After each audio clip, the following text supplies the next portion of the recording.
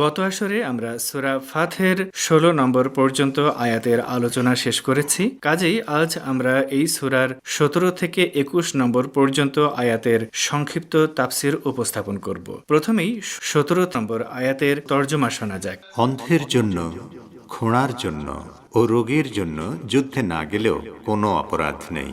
আর যে কেউ আল্লাহ ও তাঁর রসূলের আনুগত্য করবে, আল্লাহ তাকে এমন জান্নাতে প্রবেশ করাবেন যার গাছপালার তলদেশে নদীমালা প্রবাহিত। কিন্তু যে ব্যক্তি পৃষ্ঠ প্রদর্শন করবে, তিনি তাকে বেদনাদায়ক শাস্তি দেবেন। আগের আয়াতগুলোতে জিহাদে গমনে অনিচ্ছুক ব্যক্তিদের ভর্ৎসনা করা হয়েছে। তবে তাদের মধ্যে এমন কিছু মানুষ ছিল যারা ছিল প্রতিবন্ধী ও অসুস্থ। তাদের পক্ষে জিহাদে যাওয়া সম্ভব ছিল না। তাদের কেউ কেউ রাসূলুল্লাহ সাল্লাল্লাহু আলাইহি ওয়াসাল্লামের কাছে এসে নিজেদের অক্ষমতা বর্ণনা করার পর এই আয়াত নাজিল হয়। এখানে আল্লাহ বলছেন, যারা সম্পূর্ণ সুস্থ থাকার পরও যুদ্ধে যায়নি তাদের সঙ্গে অসুস্থ ও প্রতিবন্ধী মানুষদের পার্থক্য রয়েছে। অসুস্থদের জিহাদে যাওয়ার দায়িত্ব থেকে মুক্তি দেয়া হয়েছে। পবিত্র কোরআনের অন্যত্র বলা হয়েছে, আল্লাহ কাউকে তার সাধ্যের অতিরিক্ত চাপিয়ে দেন না। এই আয়াতের শিক্ষণীয় দিকগুলো হল: ১. অসুস্থ ও প্রতিবন্ধীদের প্রতি আল্লাহ তাআলা বিশেষ অনুগ্রহ করেছেন এবং তাদেরকে কিছু কিছু বাধ্যতামূলক ব্যক্তিগত ও সামাজিক দায়িত্ব পালন থেকে অব্যাহতি দিয়েছেন। যারা দেশের জন্য আইন প্রণয়ন করেন তাদেরও উচিত এখান থেকে শিক্ষা গ্রহণ করা। ২. যে কোনো বিষয়ে আল্লাহ ও তাঁর রাসূলের নির্দেশের সামনে পরিপূর্ণ আত্মসমর্পণ করতে হবে। এবারে সূরা ফাথের ১৮ ও ১৯ নম্বর আয়াতের তর্জমা শোনা যাক। নিঃসন্দেহে আল্লাহ মুমিনগণের উপর সন্তুষ্ট হয়েছেন যখন তারা হুদায়বিয়ায় গাছের নিচে আপনার কাছে বায়াত গ্রহণ করেছিল। অতঃপর তাদের অন্তরে ঈমান ও সততা সম্পর্কে যা ছিল তা তিনি জেনে নিয়েছেন।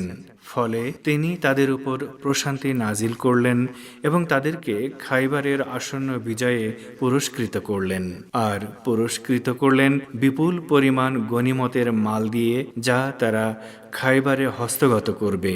আর আল্লাহ হলেন মহাপরাক্রমশালী ও প্রজ্ঞাময়।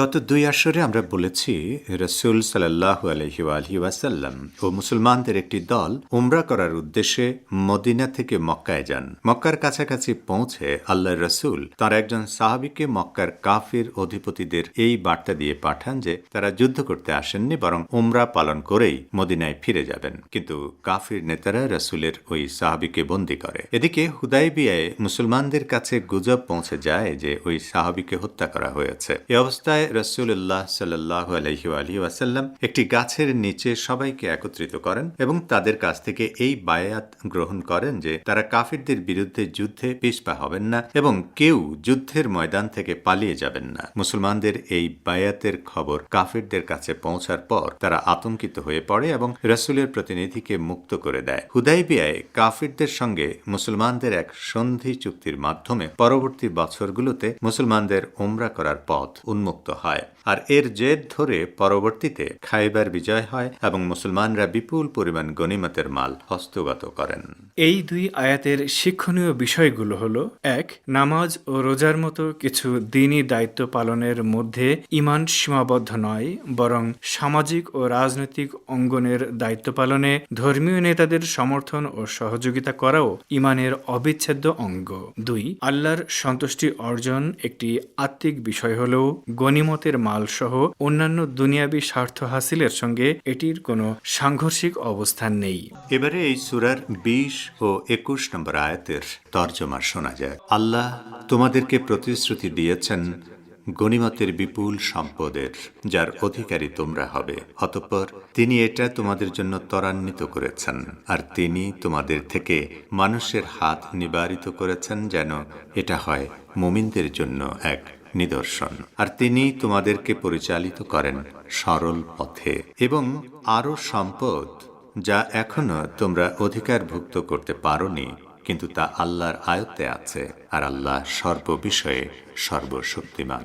আগের আয়াতগুলোর ধারাবাহিকতায় এই দুই আয়াতে বলা হচ্ছে মুমিনদের প্রতি আল্লাহর দয়া হুদাইবিয়ার সন্ধি কিংবা খাইবার বিজয়ের মধ্যেই সীমাবদ্ধ নয়, বরং মুসলমানরা ভবিষ্যতে এমন আরো অনেক বিজয় অর্জন করবে যেগুলোতে বিজয়ের কথা তারা কল্পনাও করতে পারেনি। কারণ আল্লাহ তাআলা মুমিনদের অন্তরে প্রশান্তি দানের পাশাপাশি কাফিরদের অন্তরে ভয় ও আতঙ্ক ঢুকিয়ে দেন, যাতে তারা আগ্রাসন ও সীমা লঙ্ঘন বন্ধ করতে বাধ্য হয়।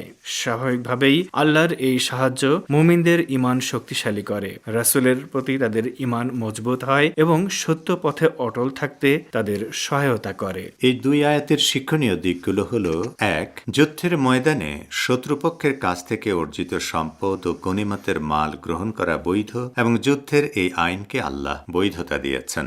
২. আল্লাহ আমাদেরকে এই প্রতিশ্রুতি দিয়েছেন যে আমরা যদি তার দ্বীনকে সাহায্য করি তাহলে তিনি পার্থিব জীবনেই আমাদের বৈষয়িক স্বার্থ সমুন্নত রাখবেন।